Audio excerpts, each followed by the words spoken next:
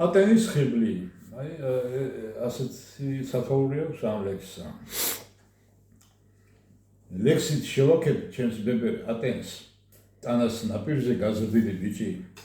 ხოტბას შევასხავ ჯერ კიდევ რამდენს, ღმერთს მოუწია ჩემთვის ეს ნიჭი.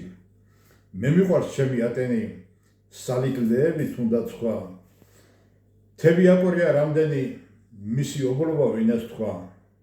ამთა ქედებზე ლამაზი ითქმის, საპირწონენი არიან რითმის, მათი დროჟამი ათასებს ითვლის, ადამის დროდან არიან თითქმის.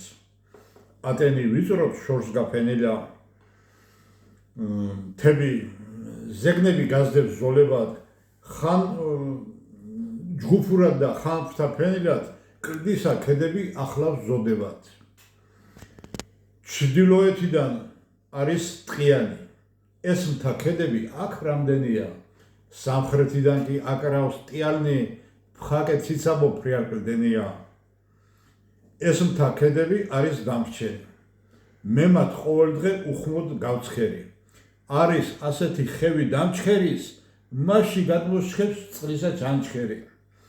ატენს ეკუთვნის ის სილამაზე, როდესაც შველი მინდორში ხტიან, ფრინველ დგალობა და ეს სინაზე, ბუნებას უფრო მიმზიდველს ხდიან. ზოგი ხევები არის სულ თალხი, ჰავა მშრალია და ზომიერი. უძველეს დროდან აქ ცხოვრობს ხალხი, გამრჯე მამაცი დაგონიერი. იყვნენ ზრდილნი და პირმშვენიერნი, ვაჟკაცად იშვნენ საოცარები, იცავდნენ მამულს უყვარდათ ერი, მათი ფარავდნენ სალუცავები.